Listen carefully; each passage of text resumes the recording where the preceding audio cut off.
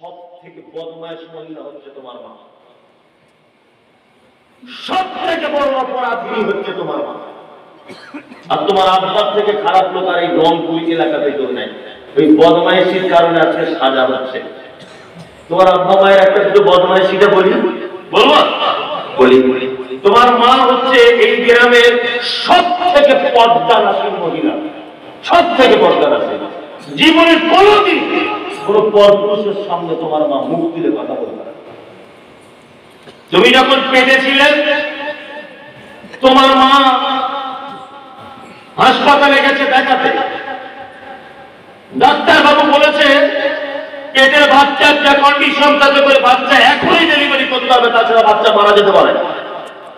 তোমার মা তখন, যে মা পরপুরুষের সামনে মুখ দেখাতো না, সেই মা উলঙ্গ হয়ে হাসপাতালের বেডে পরপুরুষের সামনে শুয়ে পড়েছিল। তোমার মা লজ্জা করেনি। তোমার মতো অপদার্থ বেটাকে জন্ম দিতে গিয়ে তোমার মায়ের জীবনের প্রথম অপরাধ, যে মা পরপুরুষের সামনে মুখ দেখাতো না, ওই মা তোমার মতো অপদার্থ বেটাকে জন্ম দিতে গিয়ে হাসপাতালের বেডে পরপুরুষের সামনে উলঙ্গ হয়ে শুয়ে পড়েছিল, একবারও লজ্জা করেনি। এটা তোমার মায়ের জীবনের এক নম্বরের বড় ভুল। তোমার মায়ের জীবনের বড় ভুল, তোমার মায়ের হাঁটু পর্যন্ত তোলা কালো কুচকুচে মাথার চুল। পাড়ার মেয়েরা তোমার মায়ের মাথার চুল দেখতে আসত, কিন্তু তোমার মা তোমার মতো পদার্থ বেটাকে জন্ম দিতে গিয়ে হাসপাতালের বেডে কালো চুলগুলো লাল রক্তে জমাট বেঁধে গিয়েছিল। এটা তোমার মায়ের জীবনের দ্বিতীয় বড় অপরাধ।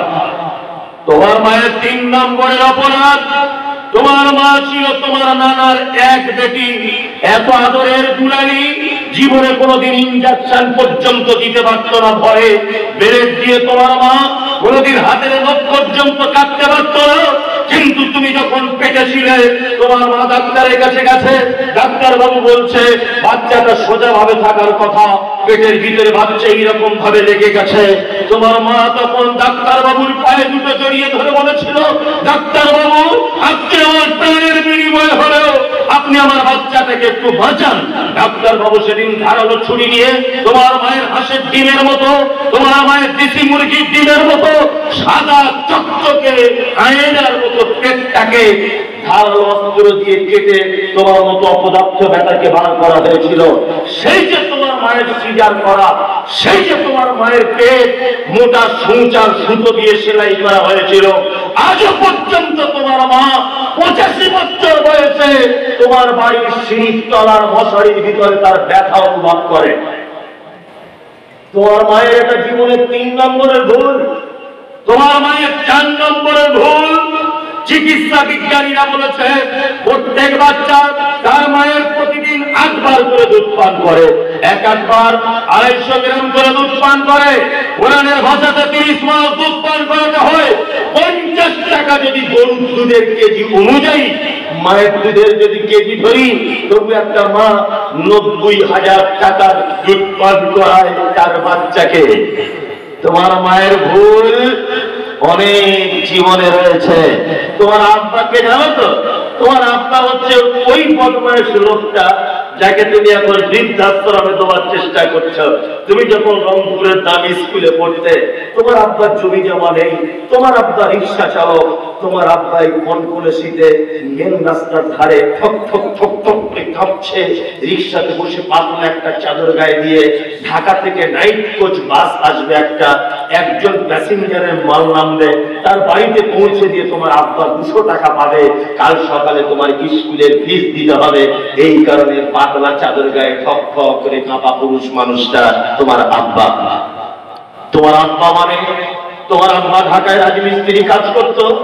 তোমার আব্বার বয়স 60 বছর।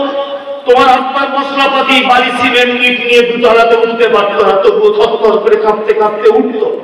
হঠাৎ করে তোমার মা একদিন ফোন দিয়ে বলেছে, আশরাফুলের আব্বা, আমাদের বেটা একটা সাইকেল কিনতে চাইছে, সবাই সাইকেল স্কুলে যায়।